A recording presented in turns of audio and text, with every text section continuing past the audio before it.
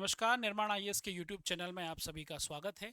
मध्य प्रदेश लोक सेवा आयोग प्रारंभिक परीक्षा 2023 की यूनिट 8, जिसमें मध्य प्रदेश और राष्ट्रीय अंतर्राष्ट्रीय स्तर का समसामयिकी यानी करंट अफेयर्स आपको दिया गया है आयोग के द्वारा आपके पाठ्यक्रम में, और साथ ही साथ उसमें स्पोर्ट्स भी है।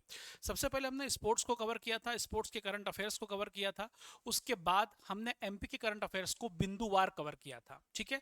और आज एमपी के करंट अफेयर्स के कुछ जो महत्वपूर्ण टॉपिक हैं, जैसे कृषि, क्योंकि हम देखते हैं कि भारत एक कृषि प्रधान देश है और साथ ही साथ मध्य प्रदेश भी एक कृषि प्रधान राज्य है, जहां पर कृषि कर्मण अवार्ड भी आपको पढ़ने पड़ते हैं। कृषि में जो रिकॉर्ड तोड़ और बम्पर उत्पादन होता है वो भी आपको देखना पड़ता है। तो आज हम बात करेंगे मध्य प्रदेश में कृषि के क्षेत्र में करंट अफेयर्स में क्या क्या हुआ, बजट में कृषि में कितना प्रावधान रखा गया, और कृषि से संबंधित कुछ योजनाएं जो हमारी सरकार ने चालू की है, जो हमें पढ़ना बहुत अधिक आवश्यक हो जाता है, उसकी हम चर्चा करेंगे आज करंट अफेयर्स की।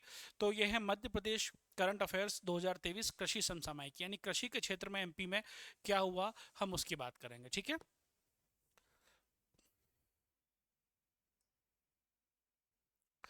और साथ ही साथ हम चर्चा करेंगे निर्माण आईएएस की जो करंट अफेयर्स की एक बुक आई है,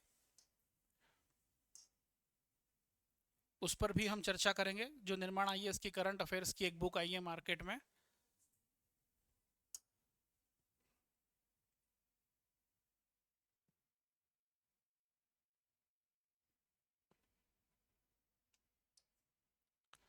चलिए, ये है निर्माण आईएएस की करंट अफेयर्स की बुक, जिसमें हम चर्चा करेंगे। ये समसामयिकी 2023-2024 यानी 2 साल का लगभग करंट अफेयर्स इसमें कवर हुआ है, क्योंकि आपने देखा होगा पिछले 3-4 साल से जो एमपी का ट्रेंड चल रहा है, एमपी पीएससी का, स्पेशली करंट अफेयर्स में, तो वो 2-2.5 साल तक का करंट अफेयर्स आपसे करंट के मामले में पूछ रहा है। तो ये इसमें कम से कम 2 साल का करंट अफेयर्स 23 और 24 यानी 22 मिनट से इसमें लगभग करंट अफेयर्स आपका कवर है। इसमें ये 10 नवंबर 2023 तक की अपडेटेड है। कितनी है? 10 नवंबर 2023 तक जो है इसमें अपडेट है आपका। बिंदुवार समस्त घटनाक्रम आपको मिलेगा। नवीन जिले जो आपके बने हैं, चाहे वो मऊगंज हो, ठीक है, चाहे वो आपका पांडुरना बना हो, इसके साथ साथ चाहे आपका मैहर बना हो, जो पूरे 55 जिले हो गए, उसमें सारी जानकारी आपको इसमें मिलेगी। और इसमें जो है वो नवीनतम आंकड़ों का समावेश आपको जो है वो दिया गया है, ठीक है। तो ये सारे करंट अफेयर्स जो हम पढ़ा रहे हैं वो आपको इसमें भी आपको मिल जाएंगे, तो आप विशेष रूप से इसको भी जो है वो कवर कर सकते हैं, ठीक है, याद रखिएगा। चलिए, हम बात कर रहे हैं मध्य प्रदेश का बजट वर्ष 2023 कृषि संबंधित आंकड़े। मध्य प्रदेश का बजट जो है वो पेश हुआ। बजट आपने देखा होगा हर साल पेश होता है विधानसभा में, वित्त मंत्री के द्वारा पेश किया जाता है। केंद्र की अगर हम बात करें तो वहां पर वित्त मंत्री के द्वारा संसद में पेश किया जाता है। और बजट शब्द का वर्णन भारतीय संविधान में कहीं भी नहीं है, ये बात याद रखिएगा। इसको वार्षिक वित्तीय विवरण कहा जाता है, ठीक है। ये आपके लिए बहुत महत्वपूर्ण हो जाता है। अगर हम बात करें तो इसमें जो है वो कृषि से संबंधित योजनाओं हेतु, किसकी हम बात कर रहे हैं? हम बात कर रहे हैं कि कृषि से संबंधित योजनाओं हेतु कुल 53,954 करोड़ रुपए का बजट में प्रावधान प्रस्तावित है।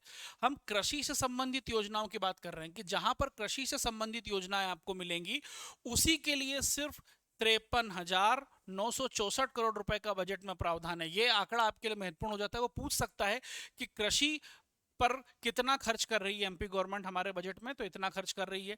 यह बजट 2022-23 के मुकाबले 804 करोड़ रुपए अधिक है। यानी देखिए, बजट में 3 वर्ष के आंकड़े होते हैं। ये भी एक प्रश्न आ जाता है कि एक बजट में कितने वर्ष के आंकड़े होते हैं, तो एक बजट में 3 वर्ष के आंकड़े होते हैं।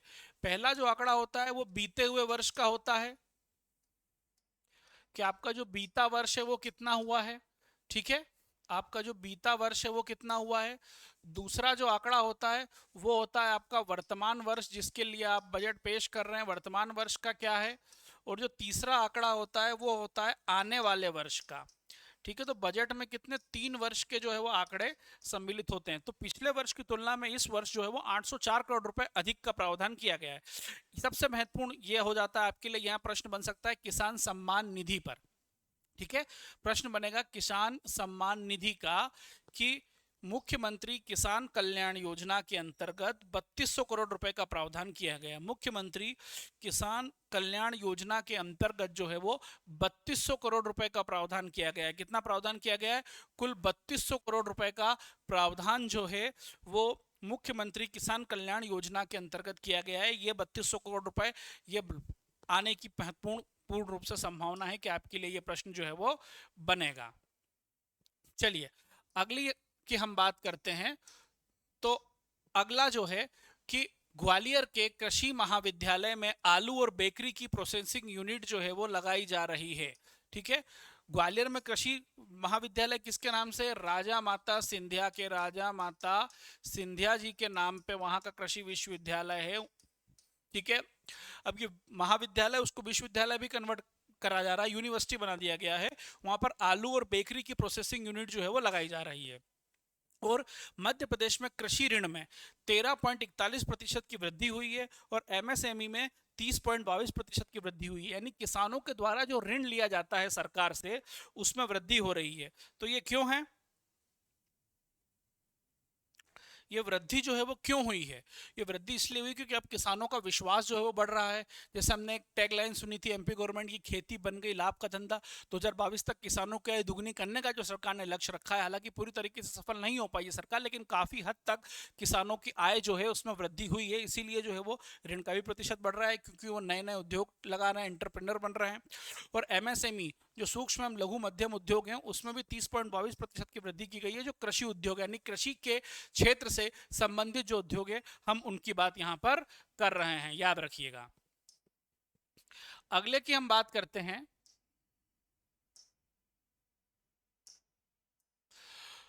तो वर्ष 2020-21 की तुलना में कुल फसलों के उत्पादन में 2021-22 में 4.16% की वृद्धि हुई है। यानी 20-21 में जितनी हमारी फसलों का उत्पादन था उसको 21-22 में अगर हम देखें तो 4.16% की वृद्धि जो है वो दर्ज की गई है। इतनी वृद्धि हुई है।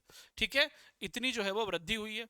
उसके बाद मध्य प्रदेश देश के खाद्यान्न, दलहन और तिलहन के शीर्ष उत्पादक राज्यों में से एक है। खाद्यान्न यानी कुल खाद्यान्न उत्पादन जिसमें तिलहन भी आ गई, दलहन भी आ गई और मोटे अनाज भी आ गए। मोटे अनाज यानी कि आपको उसको कहा जाता है श्री अन्न, यानी कि मिलेट्स। उस पर प्रश्न जरूर बनेगा। श्री अन्न स्कीम पे भी प्रश्न बन सकता है, मिलेट्स पे भी प्रश्न बन सकता है, कोडो कुटकी पे भी पिछली बार प्रश्न बना था, याद रखिएगा। दलहन यानी जितनी दालें हैं उसकी बात की जा रही है, तिलहन की बात की जा रही है। इनके शीर्ष उत्पादकों में से एक है। यह देश के खाद्यान्न का दूसरा सबसे बड़ा उत्पादक है। यानी हम कुल खाद्यान्न की बात करें तो दूसरे सबसे बड़े उत्पादक हैं भारत में कुल खाद्यान्न उत्पादन के मामले में। ये हमको विशेष तौर पर जो है वो याद रखना है। अगला हम बात करते हैं अगर, तो 2022-23 में मध्य प्रदेश राज्य के सकल मूल्यवर्धन जीवीए में प्राथमिक क्षेत्र का योगदान 36.32%। प्राथमिक क्षेत्र की बात क्या करते हैं हम? जो सीधे तौर पर जमीन से जुड़े हैं, सीधे तौर पर खनन व जमीन से जुड़े जो उद्योग हैं। जैसे पशु है तो पशुपालन का जो दुग्ध पालन अगर मैं कर रहा हूँ, दूध निकाल के बेच रहा हूँ तो प्राथमिक उद्योग आएगा। लेकिन कोई व्यक्ति दूध से मावा निकाल कर मिठाई बनाकर बेच रहा है, द्वितीय तृतीयक उद्योग में आ जाएगा, सेवा इंडस्ट्री में आ जाएगा। दूध देने वाला सांची उद्योग की जो गाड़ी जा रही है, गाड़ी सेवा क्षेत्र में आ जाएगी, सांची सेकंड स्टेप पे आ जाएगा। तो इस प्रकार प्राथमिक क्षेत्र में जो कृषि प्राथमिक क्षेत्र का उद्योग माना जाता है, तो कृषि का जो प्रतिशत है वो 36.32% है। पिछले दशक में पशुधन क्षेत्र में उत्तरोत्तर वृद्धि हुई है। जो 2011-12 में 2.96 था, 22-23 में 5.93 हो गया। यानी पशुओं का परसेंटेज भी हमारे यहाँ पर काफी बढ़ गया है। ठीक है, पशु 10 साल पहले इतना था 2.96 और 5.93 हो गया। यानी पशुओं के परसेंटेज में भी जो है वो वृद्धि हुई है। इसको भी आप लोग याद रखेंगे। अगला आपका है 2021-22 की अपेक्षा 2022-23 में अनाज क्षेत्रफल में 1.11% की वृद्धि, 1.11%। यानी कि अनाज का क्षेत्रफल यानी अनाज को बोए जाने वाला जो क्षेत्र है उसमें भी 1.11 यानी 1.11% की वृद्धि हुई है, याद रखिएगा। कुल फसलों के उत्पादन में विगत वर्ष की तुलना में 2022-23 में 4.16 की वृद्धि परिलक्षित हुई है। तो हमने जब जाहिर सी बात है, अनाज को बोने का क्षेत्र जब बढ़ाया है तो आपका उत्पादन अपने आप बढ़ेगा। जब आपने बोया ही ज्यादा एरिया में है, यानी मान के चलो मैंने ये एक छोटा सा खेत था मेरा 100 फीट का, उसमें मैंने फसल बोई और मान के चलो मुझे 120 किलो फसल मिली। अगली बार मैंने अगर 150 फीट में बोई तो जाहिर सी बात है फसल की मात्रा बढ़ के ही आएगी। तो वही हुआ, जब 1.11 आपने बढ़ा दिया है तो फसल की मात्रा 4.16% बढ़ के आपके सामने जो है वो आई है। इसको आप याद रखेंगे। अगला है आपका कृषि मंडी। खरगोन की बेड़िया की नवीन मिर्च मंडी को देश की आदर्श मंडी के रूप में विकसित किया जाएगा। बेड़िया मंडी देश में दूसरे नंबर पर आती है। खरगोन में ये मंडी सबसे फेमस है, बेड़िया मंडी नाम है, और इसमें मिर्ची का उत्पादन होता है सबसे ज्यादा प्रसिद्ध है ये मिर्ची के लिए खरगोन में। अब यहाँ पर क्या हो रहा है, मिर्ची के लिए जब इतनी प्रसिद्ध है तो यहाँ पर अभी आजकल पेपर में भी खबर आई थी कि सड़कों पर मिर्ची सुखा दी गई है, मिर्ची का भाव नहीं मिल रहा है, तो किसान काफी नाराज हो गए। तो ये वही बेड़िया मंडी, यहाँ पर पिछले साल आग भी लग गई थी। प्रश्न बन सकता है बेड़िया मंडी पर, खरगोन में फेमस है। कृषि उपज मंडी हरदा में किसानों को सभी सुविधाएं इलेक्ट्रॉनिक माध्यम से प्रोवाइड की जाएंगी, यानी हम ई गवर्नेंस की ओर बढ़ता हमारा एक कदम है। कहां पर बढ़ रहा है, हरदा डिस्ट्रिक्ट की बात हो रही है। कहां की बात हो रही है, हरदा डिस्ट्रिक्ट की बात हो रही है, याद रखेंगे हम। कृषि मंडी उज्जैन में वर्तमान कृषि मंडी की जगह टर्मिनल कृषि मंडी बनाने की योजना बनाई जा रही है। ठीक है, इसका निर्माण केंद्र सरकार के अनुसार 200 एकड़ जमीन पर होगा, यानी उन्नत कृषि मंडी, जो पुरानी कृषि मंडी है उसकी जगह हम और अधिक उन्नत कृषि मंडी बना रहे हैं। कहां पर, उज्जैन में। तो टर्मिनल कृषि मंडी की बात सरकार कर रही है, कहां पर कर रही है, उज्जैन में। इसको याद रखिएगा, यहां से आपका प्रश्न जो है वो जरूर बनेगा। ठीक है, कि ये कहां पर बन रही है टर्मिनल कृषि मंडी। टर्मिनल कृषि मंडी जो बन रही है वो आपकी उज्जैन में बन रही है। यहां से प्रश्न जो है आपके लिए जरूर बनेगा। मध्य प्रदेश में सर्वाधिक मंडियां राजगढ़ में तथा सबसे कम मंडी सीधी में। सबसे महत्वपूर्ण प्रश्न, एमपी में सबसे ज्यादा कृषि मंडियां किस जिले में हैं, राजगढ़ जिले में एमपी में सबसे ज्यादा कृषि मंडियां आपको मिलेंगी। दूसरा, सबसे कम कृषि मंडी सीधी में है। अब सीधी की सीमा यूपी से नहीं लगती, सीधी याद आ गया तो एक पर्टिकुलर फैक्ट चला रहा है, सीधी की सीमा यूपी से लगती है, नहीं लगती, नहीं लगेगी। उसके बाद राजगढ़, राजगढ़ एमपी में सबसे ज्यादा रेगिस्तान वाला जिला है क्योंकि राजस्थान से लगा हुआ है। राजगढ़ एमपी में सबसे ज्यादा कैंसर के मरीजों वाला जिला है। मुंह के कैंसर सबसे ज्यादा आपको कहां पर मिलेगा, ये यूएनओ की रिपोर्ट थी, राजगढ़ में मिलेगा। इसको भी आप अच्छे से याद रखिएगा, प्रश्न जो है वो आपको मिलेगा। अगले की मैं बात करता हूं,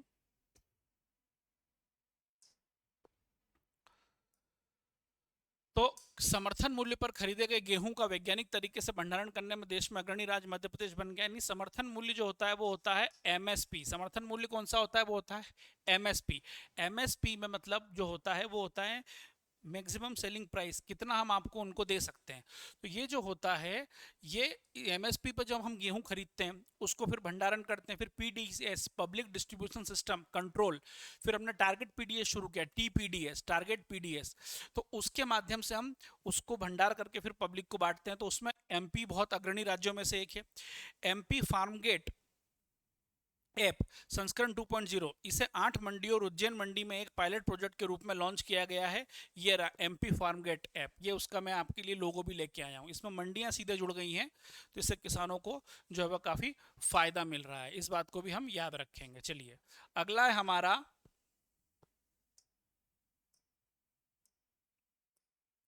अमृत सरोवर के निर्माण के लक्ष्य को पूरा करने वाला मध्य प्रदेश का पहला जिला। अमृत सरोवर का लक्ष्य, हम एक सरोवर बना रहे हैं, उसको नाम दिया गया है अमृत सरोवर। ठीक है, जिससे न केवल आसपास के क्षेत्रों में पानी की समस्याओं को भी हल किया जा सकता है, बल्कि सिंचाई से संबंधित सारी समस्याओं को हल करने का एक महत्वपूर्ण माध्यम बन गया अमृत सरोवर। तो अमृत सरोवर के निर्माण के लक्ष्य को पूरा करने वाला मध्य प्रदेश का पहला जिला। ठीक है, आजादी के अमृत महोत्सव पर प्रधानमंत्री नरेंद्र मोदी ने प्रत्येक जिले में 75 अमृत सरोवर बनाने का आह्वान किया था। इस लक्ष्य को प्राप्त करने वाला मध्य प्रदेश का पहला जिला बुरहानपुर बन गया है। क्या है, बुरहानपुर बन गया है। इन सरोवर की क्षमता 3 लाख घन मीटर है। बुरहानपुर पहला ऐसा भी जिला है जिसने जल नल की बात की थी, यानी कि हर घर में एक नल है और उस नल के माध्यम से ही जो है वो जल वहां पर उपलब्ध किया जाएगा। ये भी बुरहानपुर में किया गया था। बुरहानपुर के बारे में जो और भी ऐतिहासिक फैक्ट है वो मैं आपको इसकी पिछली क्लासेस में बता चुका हूं, आपको दिख जाएगा वो पिछली क्लासेस में आप देखेंगे तो। अब हम बात करेंगे छोटे शहर की श्रेणी में मध्य प्रदेश का बुधनी शहर देश का पहला वाटर प्लस शहर बन गया है। एक वाटर प्लस शहर इंदौर भी है।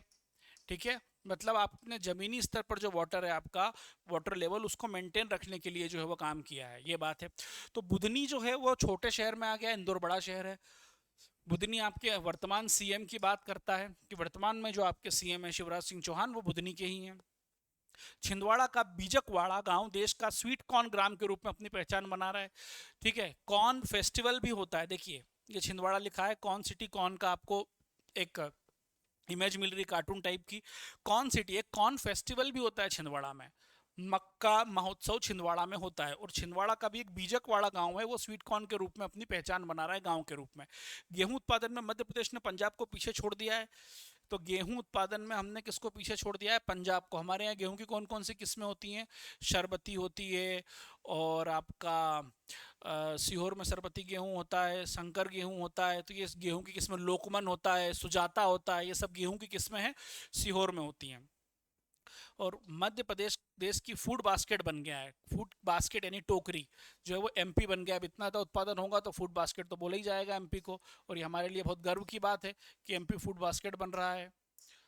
अगले की हम बात करते हैं, डिजिटल क्रॉप पर्यवेक्षण परियोजना। देश का प्रथम फूड एटीएम कहाँ है?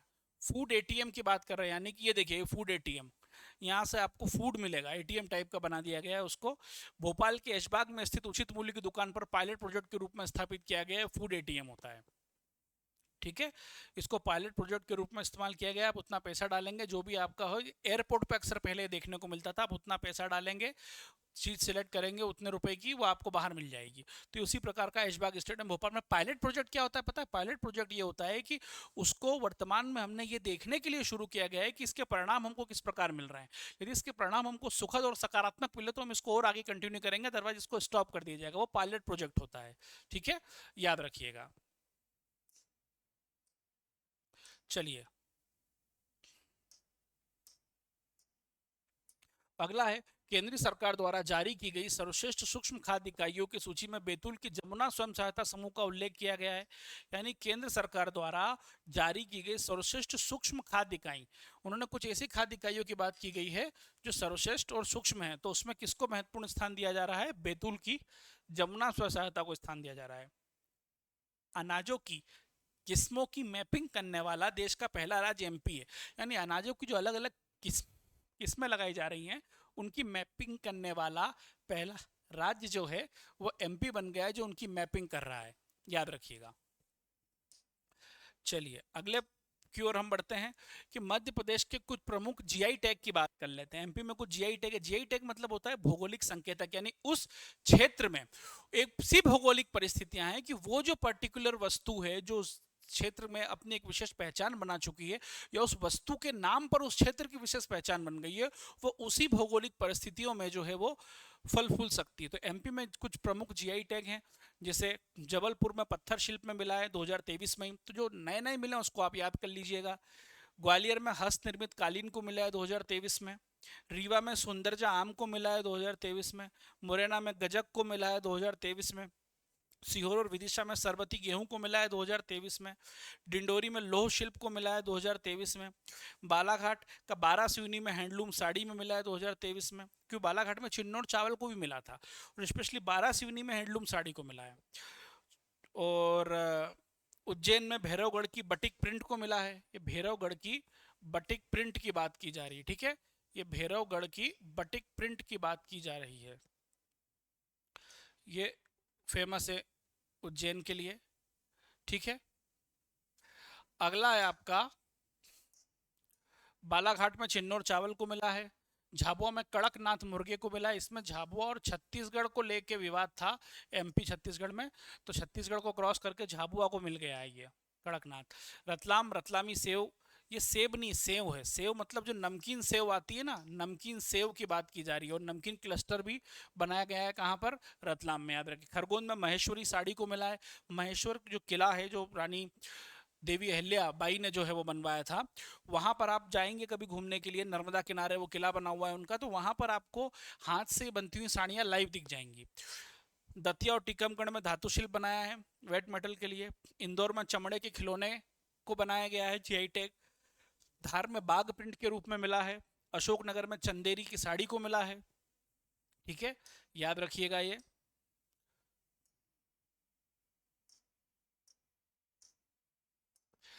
भोपाल में जूट के उत्पाद और जरी जरोदोजी को मिला है। विदिशा में कृषि उपकरण के निर्माता को मिला है, ये याद रखिएगा, पूछा जा सकता है। रायसेन में टमाटर को मिला है। सीहोर में लकड़ी के खिलौने को मिला है, स्पेशली बुधनी तहसील को मिला है। राजगढ़ में संतरे को मिला है। हमारे यहाँ पर संतरे में अब जो पांडुरना है उसको हम क्या कहते हैं, हम ऑरेंज जिलाई कह रहे हैं, ठीक है। सतपुड़ा ऑरेंज नाम दे दिया गया है उसको, याद रखिएगा, पहले ही बता चुका हूँ। ग्वालियर में सैंड स्टोन टाइल्स को मिला है। शिवपुरी में बदरवास जैकेट को मिला है, ठीक है, ये भी आपको विशेष तौर पर याद रखना है।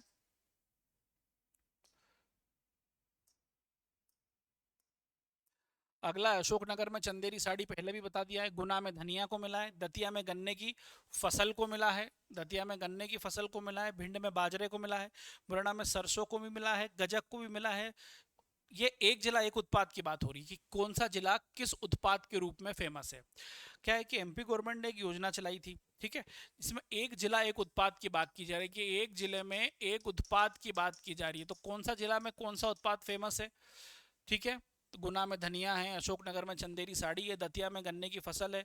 दतिया के गन्ने के रस, जब आप जाएंगे ना तो कई जगह लिखा रहता है दतिया के गन्ने के रस की दुकान, दतिया के प्रसिद्ध गन्ने का रस, तो दतिया में गन्ने स्पेशली होते हैं, इसलिए बात की जा रही है। भिंड में बाजरा, मुरैना में सरसों, तो इनको पीले जिले कहा जाता है। गजक, मुरैना की गजक को तो जीआई टैग मिला है। शहद उत्पादन में मुरैना नंबर 1 है। गेहूं उत्पादन में एमपी में मुरैना नंबर 1 है। सॉरी, गेहूं मतलब दूध उत्पादन में एमपी में मुरैना नंबर 1 है, दूध की बात कर रहा हूँ। इंदौर में शुगर फ्री आलू मऊ क्षेत्र में उगाया जा रहा है और ड्यूरम गेहूं की बात की जा रही है। बुरहानपुर में केले की फसल, बुरहानपुर में केले बड़े फेमस है केले की फसल के लिए। बड़वानी में अदरक की फसल के लिए है। तो ये एक जिला एक उत्पाद योजना के अंतर्गत जो है हमने सम्मिलित किया है।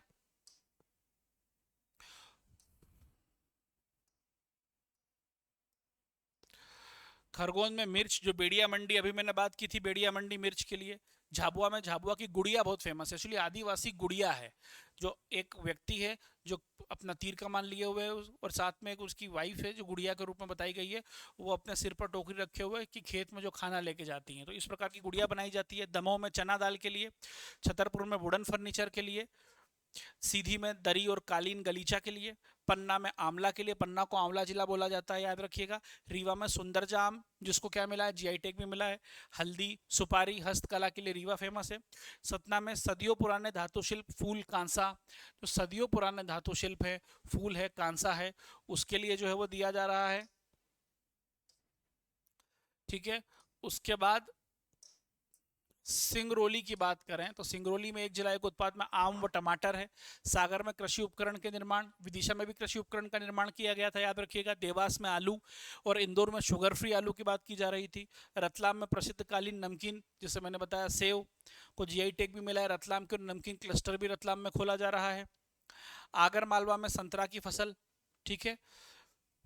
मंदसौर में लहसुन के लिए एक जिला एक उत्पाद। नीमच में धनिया की फसल और अश्वगंधा की फसल। नरसिंहपुर गाडरवाड़ा में तुअर दाल के लिए दिया जा रहा है। नरसिंहपुर गाडरवाड़ा में किस लिए दिया जा रहा है, ये तुअर दाल के लिए जो है वो दिया जा रहा है। जबलपुर में मटर के लिए, मटर मतलब पीस, जो हरी मटर होती है जो अब आई है आपके सीजन में, मटर। मंडला में कोदो कुटकी की फसल, ये मोटा अनाज है, इससे प्रश्न बनता है, ठीक है। बैतूल में गुड़ के लिए एक जिला एक उत्पाद है। बालाघाट में चिन्नौर चावल, चिन्नौर चावल को बालाघाट के जीआई टैग भी मिला है। और बांस, बांस एक घास होती है, याद रखिएगा, पहले बता चुका हूं आपको। शिवनी में सुगंधित जीरा शंकर चावल, ये जीरा शंकर जो है ये चावल की एक किस्म है, इसको मिला है। नर्मदापुरम रेशम उत्पाद। छिंदवाड़ा मक्का की फसल आलू की फसल के लिए। कटनी में टमाटर की फसल के लिए। टमाटर में कम से कम 3 एक जिला एक उत्पाद है, इसलिए उसको जो विशेष तौर पर याद रखिएगा। टमाटर में 3 है लगभग एक जिला एक उत्पाद, ठीक है, विशेष तौर पर याद रखिएगा। उमरिया में गेहूं, महुआ, सॉरी, उमरिया में महुआ को मिला है। महुआ से क्या बनाई जाती है, देसी दारू बनाई जाती है, याद रखिएगा। अनूपपुर में कोदो अनाज, अनूपपुर में भी कोदो कुटकी, मंडला में भी कोदो कुटकी। उज्जैन में भैरवगढ़ प्रिंट, ये कपड़ों की एक प्रिंट है, भैरवगढ़ बहुत फेमस है ये उज्जैन की, तो ये उज्जैन के क्षेत्र में दिया गया है, ये भी आपको याद रखना है। अब है एमपी किसान मोबाइल ऐप, ठीक है। क्या है, एमपी का किसान मोबाइल ऐप, ये देखिए, एमपी किसान मोबाइल ऐप इस प्रकार से बताया गया है इसको।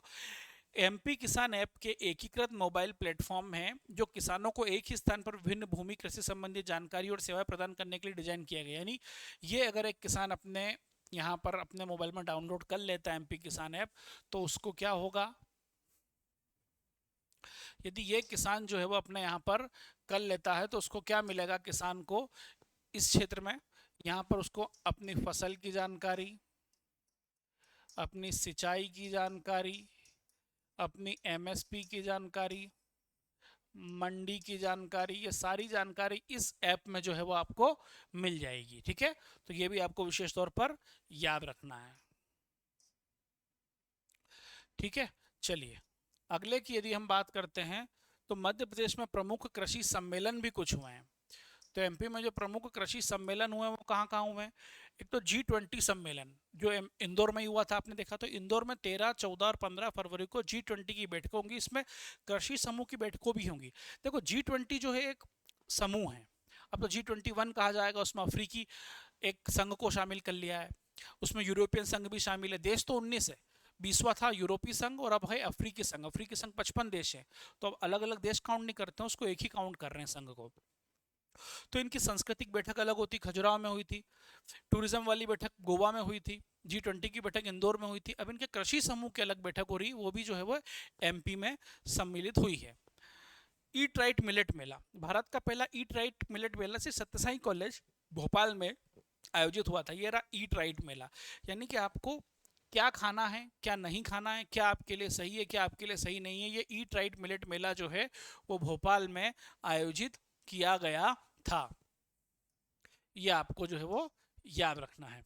मध्य प्रदेश में प्रमुख कृषि सम्मेलन, तो आपकी समस्या का हल आपके द्वार अभियान, ये हरदा में प्रारंभ हुआ था। पहले भी मैं आपको बता चुका हूं कि आपकी समस्या आपके द्वार, और आपकी समस्या आपके द्वार आ रही है और उसका हल भी आपके द्वार आ रहा है। तो ये अभियान जो है हरदा से प्रारंभ किया था। ये हमारे कृषि मंत्री जो पुराने इस बार चुनाव नहीं जीत पाई है, कमल पटेल नाम है इनका, ये कमल पटेल जी के क्षेत्र में जो है वो लागू हुई, मतलब वहां से इसको जो है वो चालू किया गया था, हरदा से जो है वो इसका शुरुआत हुआ है। इस बात को विशेष तौर पर आपको जो है वो ध्यान रखना है। अगला है मध्य प्रदेश के उज्जैन जिले से मखाने की खेती की शुरुआत की जाएगी। बहुत महत्वपूर्ण है कि एमपी में मखाने की खेती कहां पर चालू की जाएगी, तो एमपी में मखाने की खेती उज्जैन जिले से चालू होगी। प्रधानमंत्री ने आत्मनिर्भर नारी शक्ति से संवाद कार्यक्रम के तहत मास्टर कृषि सखी सीआरपी चंपा सिंह अनूपपुर से संवाद किया। तो प्रधानमंत्री ने एक आत्मनिर्भर नारी शक्ति से संवाद एक कार्यक्रम शुरू किया, जिसमें जो नारी शक्ति जो आत्मनिर्भर है, जिन्होंने न केवल स्वयं के जीवन को संवारा है बल्कि आसपास की सभी नारियों के लिए एक अनुपम उदाहरण प्रस्तुत किया है, एक हौसला बनकर उभरी है, उनके साथ संवाद हमारे प्रधानमंत्री नरेंद्र मोदी जी ने किया था। उसमें मास्टर कृषि सखी सीआरपी और चंपा सिंह जो अनूपपुर के, उनके साथ प्रधानमंत्री जी ने संवाद किया था। छिंदवाड़ा जिले को मोती की खेती के लिए चुना गया है, जिसके तहत कृषि विज्ञान केंद्र में पायलट प्रोजेक्ट, मैंने कहा ना पायलट प्रोजेक्ट, जो कि सिर्फ ये देखने के लिए शुरू किया जाता है कि ये प्रोजेक्ट आगे जाएगा या नहीं, ये प्रोजेक्ट सफल है या असफल, उसको हम पायलट प्रोजेक्ट कहते हैं। तो इसको छिंदवाड़ा जिले में मोती की खेती माना गया है। मोती की खेती के लिए छिंदवाड़ा, और मखाने की खेती जो है वो शुरू की जाएगी आपका कहाँ पर, उज्जैन जिले में। तो ये आपको याद रखना है, यहाँ से जो है वो प्रश्न बनने की पूरी पूरी मेरे भाई संभावना बनेगी, याद रखिएगा। अगला है तमिलनाडु कृषि विश्वविद्यालय के तर्ज पर भोपाल में बांसों का ऑक्सीजन पार्क बनाया जाएगा। ये एक ऑक्सीजन पार्क है भोपाल में, ठीक है, ये बांसों का बनाया जा रहा है, ऑक्सीजन पार्क बन रहा है। कहाँ पर बन रहा है, भोपाल में बन रहा है, याद रखिएगा, और बांसों का बन रहा है तमिलनाडु की तर्ज पर। और मैंने आपको बताया था जब एमपी में शिक्षा हम पढ़ रहे थे कि विक्रम विश्वविद्यालय उज्जैन ने ऑक्सीजन पे भी टैक्स लगाया है एमपी में, पहला ऐसा विश्वविद्यालय, वो भी आपको याद रखना है। भारतीय किसान संघ ने शिवराज सिंह चौहान को किसान मित्र सम्मान से सम्मानित किया गया है। तो शिवराज सिंह चौहान को किसान मित्र सम्मान से सम्मानित किया है किसने, भारतीय किसान संघ ने। किसने सम्मानित किया है, भारतीय किसान संघ ने, इस बात को याद रखेंगे हम। अगला है मध्य प्रदेश में जैविक खेती, ठीक है, तो मध्य प्रदेश में जैविक खेती की बात करेंगे तो जैविक बीज फार्म मुरैना का शिलान्यास 25 दिसंबर 2022 को केंद्रीय कृषि एवं अनुसंधान मंत्री नरेंद्र सिंह तोमर जी ने किया होगा। जैविक बीज फार्म, जैविक कृषि की फार्म इकाइयां हमारे यहाँ इंदौर और भोपाल में मिल जाएंगी, लेकिन जैविक बीज का एक पूरा फार्म ये मुरैना में है। कहाँ पर स्थापित किया गया है, मुरैना में किया गया है। जैविक कृषि लागू करने वाला देश का पहला प्रदेश तथा देश में सर्वाधिक प्रमाणित जैविक कृषि क्षेत्र वाला प्रदेश का दर्जा प्राप्त है, मतलब जैविक कृषि लागू करने वाला देश का पहला प्रदेश है। हालांकि सिक्किम पूरी तरीके से 100% जैविक खेती कर रहा है, लेकिन हमारा जो है वो जैविक कृषि लागू करने वाला, कि अब कृषि पद्धति लागू ही कर दो जैविक, लेकिन वो धरातल स्तर पर अभी भी हमारे यहाँ पर नहीं आई है। इसका भी हमको ध्यान देना पड़ेगा कि कौन सी धरातल पर और कौन सी सिर्फ कागजों तक सीमित रह जाती है। मंडला में जैविक कृषि का सबसे अधिकतम क्षेत्र आता है हमारे जिले में। हमारे जिले में जैविक कृषि का सबसे ज्यादा अधिकतम क्षेत्र कहाँ पर आता है? मंडला में आता है। यहाँ से आपके लिए प्रश्न बनने की संभावना बनेगी। मध्य प्रदेश जैविक खेती एवं इससे जुड़े उत्पादों के निर्यात में देश में प्रथम है। जैविक खेती करना, उससे जुड़े जो उत्पाद हैं उनका निर्यात करना, इसमें जो है वो एमपी नंबर 1 है। ठीक है, एमपी जो है वो क्या है? इस क्षेत्र में नंबर 1 की पोजीशन पर है। याद रखिएगा, प्रश्न बनने की संभावना बनी रहेगी। अगले की हम बात करें तो हमारा जो अगला प्रश्न है या अगला हमारा जो टॉपिक है वो है स्थापित एवं प्रस्तावित संरचना। केंद्रीय कपड़ा परिधान मंत्रालय का इनक्यूबेशन केंद्र ग्वालियर में स्थापित है। कपड़ा परिधान मंत्रालय की बात कीजिए, जो कपड़ा परिधान मंत्रालय उसका इनक्यूबेशन सेंटर केंद्र कहां पर है? ग्वालियर में है। प्रदेश की पहली हाईटेक फ्लोरिकल्चर नर्सरी को एरोपोनिक्स लैब की स्थापना ग्वालियर में की जाएगी। एरोपोनिक्स मतलब हवा में खेती करना, हाइड्रोपोनिक्स मतलब पानी में खेती करना। ये टर्मिनोलॉजी भी जो है पूछी जाती है आपसे। तो जो पहली हाईटेक फ्लोरिकल्चर नर्सरी एरोपोनिक्स जो लैब है उसकी स्थापना कहाँ की जाएगी? ग्वालियर में जो है वो की जाएगी। इसकी घोषणा उद्यानिकी एवं खाद्य प्रसंस्करण मंत्रालय मध्य प्रदेश सरकार द्वारा 2023 में की गई थी, लेकिन कहाँ पर की गई थी? ग्वालियर में। कहाँ पर की गई थी? ग्वालियर में। इस बात को विशेष तौर पर याद रखेंगे। छिंदवाड़ा में उद्यानिकी महाविद्यालय जो है वो प्रस्तावित है। इसके पहले उद्यानिकी महाविद्यालय जो है वो पहला जो है वो कहाँ पर हमको मिलेगा? मंदसौर में मिलेगा, जिसको हॉर्टिकल्चर कॉलेज बोलते हैं, मंदसौर में है। नूराबाद उद्यानिकी मुरैना को horticulture hub Indo Israel agriculture project के तहत बनाया जाएगा। ये नूराबाद उद्यानिकी मुरैना को, नूराबाद है मुरैना में, वहाँ उद्यानिकी को हॉर्टिकल्चर हब जो है वो बनाया जा रहा है। उसको क्या बनाया जा रहा है? Horticulture hub. ये क्या कृषि से संबंधित है, इसलिए इसको हम जल्दी जल्दी एक बार पढ़ लेंगे। अगर इससे कोई प्रश्न आता है तो कम से कम आपको जो है वो याद हो जाना चाहिए। अब देखिए एक और, कि पशु चिकित्सा एवं पशुपालन विज्ञान केंद्र आगर मालवा में स्थापित हो रहा है। कहां पर स्थापित हो रहा है? ये आगर मालवा में स्थापित हो रहा है। ठीक है, पशु चिकित्सा एवं पशुपालन विज्ञान केंद्र आगर मालवा में स्थापित हो रहा है। मध्य प्रदेश की पहली कृषि ओपीडी हरदा जिले में, यानी कृषि के क्षेत्र में ओपीडी, बहुत महत्वपूर्ण प्रश्न है ये, मतलब इलाज करना। ओपीडी कहां पर स्थापित हो रही है? हरदा में। मध्य प्रदेश के बुरहानपुर जिले में स्थित गन्ना अनुसंधान केंद्र का नाम स्वर्गीय नंद कुमार सिंह चौहान के नाम पर रखा गया है। नंद कुमार जी चौहान के नाम पर खंडवा में भी कृषि विद्यालय की बात की जा रही थी, और यहाँ पर जो है वो गन्ना अनुसंधान केंद्र भी, ये एक हमारे यहाँ से सांसद रहे हैं, एमपी के, मध्य प्रदेश बीजेपी के अध्यक्ष भी रहे, नंदू भैया के नाम से प्रचलित थे, सांसद रहे हैं खंडवा से, बीजेपी के कद्दावर नेता माने जाते थे एमपी में ये भी। ठीक है, याद रखिएगा। अगला है वन धन योजना के अंतर्गत प्रदेश में ट्राईफूड पार्क की स्थापना की जाएगी। क्या? ट्राईफूड पार्क, ट्रिफ्को के नाम से की जा रही है। Value addition and processing unit, TRIFED, tribal cooperative marketing development federation of India. ठीक है, ये बात आप याद रखिएगा। मध्य प्रदेश की पहली आलू टिश्यू कल्चर लैब ग्वालियर में बनाई जा रही है। ये प्रश्न बनेगा कि आलू टिश्यू कल्चर लैब, और आलू के लिए देवास एक जिला एक उत्पाद है, और एक जिला एक उत्पाद में शुगर फ्री आलू एमपी के इंदौर के महू में है, और यहाँ आलू टिश्यू कल्चर लैब ग्वालियर में बनाई जा रही है। ग्वालियर में राष्ट्रीय बागवानी बोर्ड का कार्यालय खोला जाएगा। राष्ट्रीय बागवानी बोर्ड है, उसका कार्यालय एमपी में कहां पर मिलेगा आपको? ग्वालियर में आपको जो है वो ये कार्यालय मिलेगा, याद रखिएगा। चलिए अगला है आपका, संतरे की food processing unit Agar Malwa में स्थापित हो रही है। संतरे की फूड प्रोसेसिंग यूनिट, बहुत आईएमपी प्रश्न है, संतरे की food processing unit Agar Malwa में स्थापित हो रही है। केला एक्सपोर्ट क्लस्टर बुरहानपुर में एक जिला एक उत्पाद योजना के अंतर्गत है। बुरहानपुर केले के लिए उत्पादन के लिए बहुत प्रसिद्ध है, महाराष्ट्र से टच जिला है, बहुत प्रसिद्ध है ये, और वहां पर अब इसके केले के निर्यात के लिए क्लस्टर बनाया जा रहा है कि हमारे यहाँ बुरहानपुर में उत्पादित केलों को हम बाहर निर्यात करें। उसके लिए भी जो है वो एक क्लस्टर का जो है वो निर्माण किया जा रहा है, याद रखिएगा। अगला है मध्य प्रदेश राज्य की मिलेट मिशन योजना, बहुत महत्वपूर्ण है। कब 11 अप्रैल 2023 से चालू हुई, ये यहीं से प्रश्न आपके लिए बन जाएगा। मिलेट मिशन योजना कब चालू हुई? 11 अप्रैल 2023 को। संचालन कौन करता है? किसान कल्याण एवं कृषि विकास मंत्रालय। और मॉनिटरिंग कृषि उत्पादन एवं आयुक्त की अध्यक्षता में राज्य स्तरीय समिति करेगी इसकी। अवधि 2 वर्ष के लिए, 23-24, 24-25, यहाँ से प्रश्न बनेगा। लागत 23 करोड़ 25 लाख रुपए, यहाँ से प्रश्न बनेगा। तो प्रश्न ये बनेगा कि मिलेट को, जो आपके बड़े खाद्यान्न है, मोटे खाद्यान्न है, उनको बढ़ावा दिया जा रहा है क्योंकि ये सस्ते भी होते हैं और जो इसमें फैट कम होता है और ये स्वास्थ्य के लिए काफ़ी ज़्यादा लाभदायक होते हैं, इसलिए इनको बढ़ावा दिया जा रहा है। इनको बढ़ावा देने के साथ साथ ये मिलेट मिशन 11 अप्रैल 2023 को लागू किया है। किसने? किसान कल्याण एवं कृषि विकास मंत्रालय ने। और उस पर मॉनिटरिंग कौन करेगा कि ये सही हो रहा है कि नहीं? कृषि उत्पादन एवं आयुक्त। अवधि 2 वर्ष है, 23-24, 24-25 और 23 करोड़ 25 लाख रुपए लगभग जो है वो इस पर खर्च किए जा रहे हैं।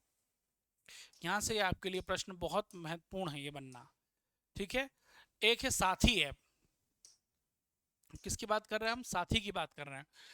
Sathi sustainable agriculture through holistic integration, यह परियोजना लागू करने वाला देश का पहला राज्य कौन सा होगा? हमारा मध्य प्रदेश देश का पहला राज्य होगा। यह परियोजना किसानों की आय को दोगुना करने के लिए सरकार ने बताई थी। सभी तक कहा था कि 2022 तक हम किसानों की आय को दोगुना कर देंगे, तो अब उसके लिए एक प्रोग्राम लेके आ गए हैं हम। योजना के 5 घटक हैं। एक, साथी के कृषकों का समूह बनाया जाएगा। प्रसंस्करण केंद्र बनाया जाएगा कि उनको जो है वो प्रोसेसिंग करके यूनिट को एग्रीकल्चर की आगे बढ़ा दे सकें। साथ ही फिर उस प्रोसेसिंग यूनिट के बाद उद्योग लगाए जाएंगे। उसके उद्योग के बाद जो है साथी का बाजार होगा जहां उस उद्योग से उत्पादित माल की खपत की जाएगी।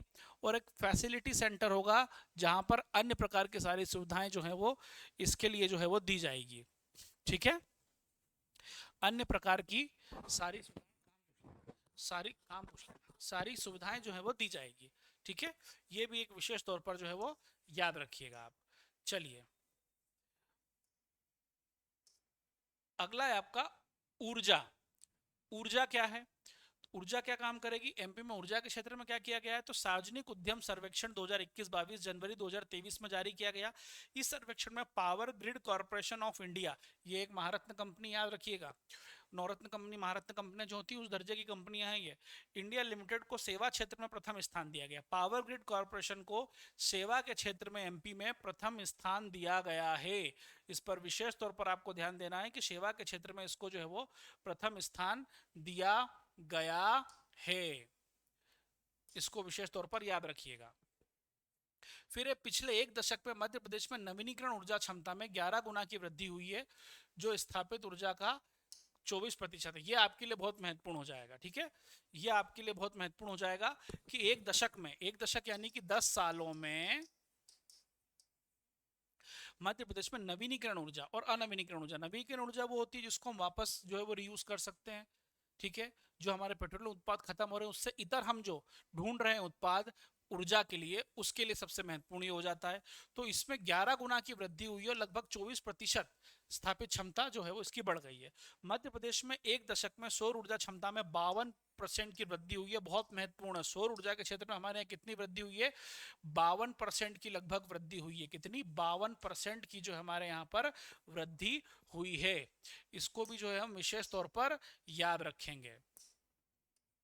अगला है Madhya Pradesh power transmission company ने मध्य प्रदेश का पहला 200 एमवी ट्रांसफार्मर कहां पर स्थापित किया है? तो ये जो स्थापित किया है दमोह में स्थापित किया है। कहां स्थापित किया है? दमोह में, पावर ट्रांसमिशन कंपनी ने। मध्य प्रदेश के इंदौर, रतलाम के बाद स्मार्ट मीटर लगाने वाला तीसरा शहर उज्जैन बन गया है, जिसमें मैनुअल मीटर की जगह स्मार्ट मीटर की बात की जा रही है, ठीक है।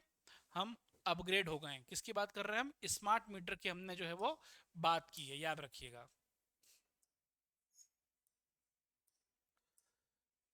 अगला है मध्य क्षेत्र विद्युत वितरण कंपनी वॉइस बोर्ड सुविधा देने वाली पहली कंपनी बन गई है। देखिए हमारे यहाँ इंदौर की अगर हम बात करें तो पश्चिमी क्षेत्र लगता है, मध्य क्षेत्र की बात करें तो उसने वॉइस बोर्ड की सुविधा दी थी। हम कस्टमर केयर पर बात करेंगे तो वहां से वॉइस बोर्ड की आवाज आएगी जो आपको असिस्ट करेगी। तो ये मध्य क्षेत्र ने चालू किया है। मध्य प्रदेश का 100% स्मार्ट मीटर संचालित करने वाला पहला शहर है महू। इंदौर जिले में एक महू है जिसको MHOW military headquarter of war कहा जाता है। सेना का इन्फेंट्री स्कूल भी यहाँ पर है, ठीक है। तो उसने पूरी तरीके से 100 परसेंट स्मार्ट मीटर लगा दिए हैं। सौर ऊर्जा से संचालित पहला वैक्सीनेशन सेंटर ग्वालियर में स्थापित किया गया है, जहां वैक्सीन लग रही है, और वैक्सीन सेंटर में जो लाइट आ रही है, जो ऊर्जा आ रही है, वो सौर ऊर्जा के माध्यम से आ रही है। किसके माध्यम से?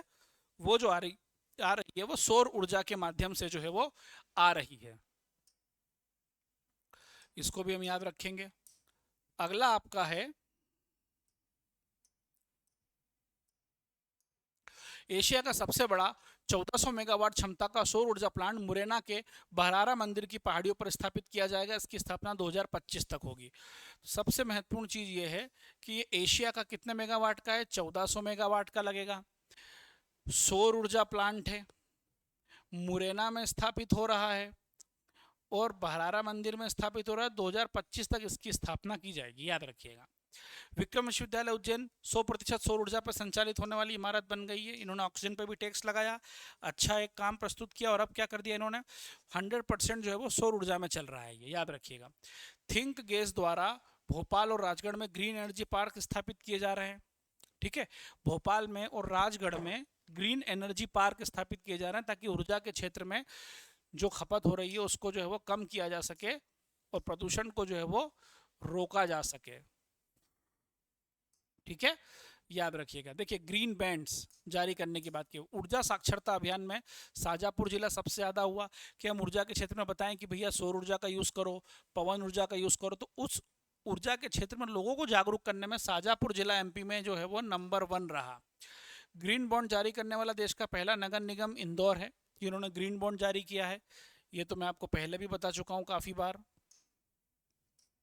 ठीक है, उसके बाद अगला है इंदौर जिले की पहली बार गैस आधारित पावर स्टेशन स्थापित किया गया है।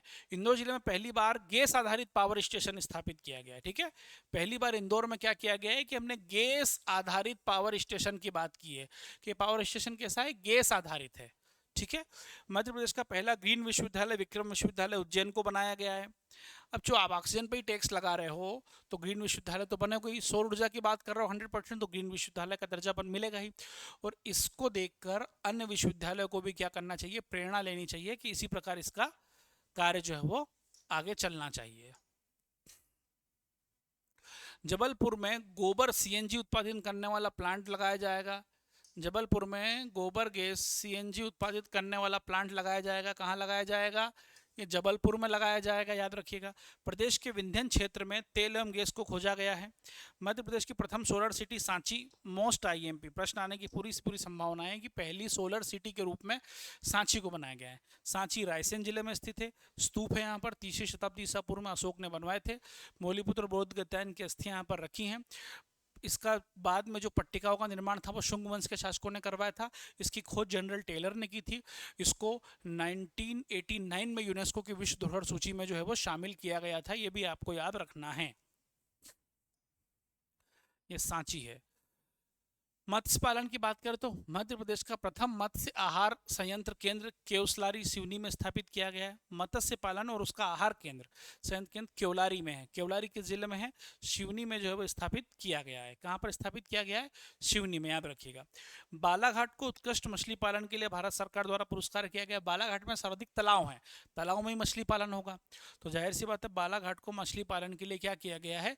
पुरस्कृत किया गया है। ठीक है, बालाघाट को पुरस्कृत जो है वो मछली पालन के लिए किया गया है। मध्य प्रदेश के पशुपालन एवं डेयरी मंत्री और लोक निर्माण मंत्री ने जबलपुर के खमरिया में प्रदेश की पहली डेयरी स्टेट का उद्घाटन किया। ये बहुत महत्वपूर्ण हो जाता है। हमारे यहाँ पर डेयरी स्टेट का उद्घाटन जो है वो खमरिया में जबलपुर के निकट हुआ। और खमरिया में जो है वो रक्षा के उद्योग भी हैं, रक्षा उद्योग भी खमरिया में है, जहाँ गन व्हीकल फैक्ट्री, गन बनती है, व्हीकल्स बनते हैं आर्मी के, वो भी है। तो पहली डेयरी स्टेट समूह का उद्घाटन है, क्या ना? पहली डेयरी स्टेट का उद्घाटन है। देश के कुल दुग्ध उत्पादन में मध्य प्रदेश अब तीसरे स्थान पर आ गया है। यूपी अभी भी पहले पे है। तो सबसे ज्यादा दूध का क्या करता है? उत्पादन करता है, वो यूपी करता है हमारे यहाँ पर।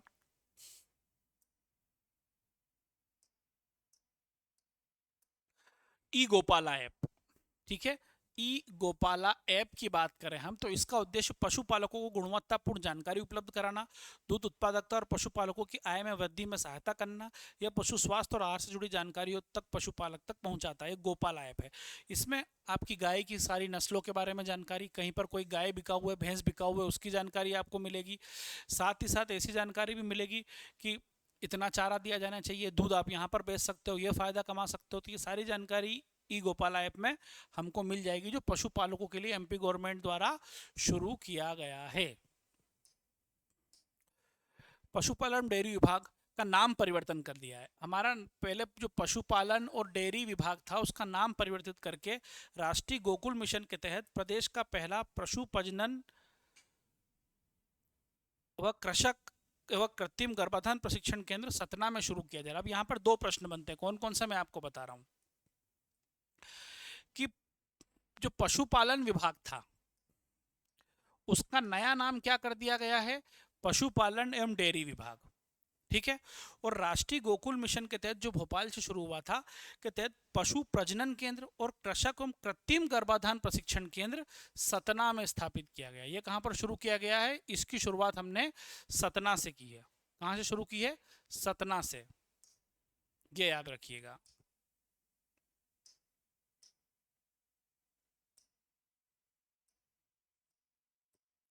मध्य प्रदेश के पुष्पागिरी देवास में देश का पहला गो स्तंभ बनाया जाएगा। पुष्पागिरी देवास में पहला गो स्तंभ बनाया जाएगा, आईएमपी, इसको याद कर लो। सागर जिले में निःशुल्क गो एम्बुलेंस सेवा की शुरुआत की गई है। हमारे यहाँ पर 1962 एनिमल मोबाइल है ये। ठीक है, सागर जिले में नहीं, हर जिले में पशु मोबाइल सेवा है 1962, ये हर जिले में चालू की गई है, पूरे एमपी में चालू हो गई है। ये भी हमको जो है वो याद रखना है। चलिए, ये मध्य प्रदेश की जो भी मैंने आपके साथ जानकारी अभी साझा की है, ये जानकारी सारी आपको निर्माण आईएएस की बुक मध्य प्रदेश समसामयिकी में मिलेगी। ठीक है, इसमें आपका 10 नवंबर तक का अपडेट भी है, बिंदुवार समस्त घटनाक्रम है, नवीन जिलों की विशेष जानकारी, नवीनतम आंकड़ों का समावेश है। लगभग 1.5 साल से 2 साल की सारी जानकारी आपको इसमें मिलेगी, क्योंकि अब एमपीपीएससी आपसे लगभग 1.5-2 साल का करंट अफेयर्स एमपी का पूछता है। तो ये अभी चर्चा की एमपी के कृषि से संबंधित की। ठीक है, अब हम बात करेंगे अगले वाले वीडियोस में एमपी के बजट की कि आर्थिक क्षेत्र में एमपी ने क्या क्या उन्नति की, क्योंकि आर्थिक क्षेत्र से भी आपके लिए आर्थिक सर्वेक्षण और बजट से एमपी के क्षेत्र में प्रश्न जरूर बनेंगे आपके लिए। ठीक है, तो इसको भी आपको विशेष तौर पर जो है वो याद रखना है। ठीक है, तो ये थी आज की क्लास, जिसमें हमने एमपी की कृषि से संबंधित सारी जानकारी ली है। आगे क्लास में एमपी के आर्थिकी समसामयिकी की मैं आपके लिए सारी जानकारी लेकर आऊँगा। और निर्माण आईएएस के टेलीग्राम चैनल को आप लोग जरूर ज्वाइन कर लीजिएगा, क्योंकि टेलीग्राम चैनल पर एमपी में लास्ट में आपको जो प्रारंभिक परीक्षा है एमपी की स्टेट की पीसीएस, उसमें किन किन टॉपिक्स पे आपको विशेष ध्यान देना है, और उन टॉपिक से संबंधित नवीनतम आंकड़े और आईएमपी बिंदु की पीडीएफ भी आपको निर्माण आईएएस के टेलीग्राम चैनल पर मिलेगी, तो उसे ज्वाइन करना ना भूलें। चैनल को सब्सक्राइब कर लीजिएगा, बेल आइकॉन जरूर दबा दीजिएगा, ताकि जब भी कोई लेटेस्ट अपडेट या वीडियो आएगा तो उसकी जानकारी आप तक निर्माण आईएएस के द्वारा पहुंचा दी जाएगी। ठीक है, धन्यवाद।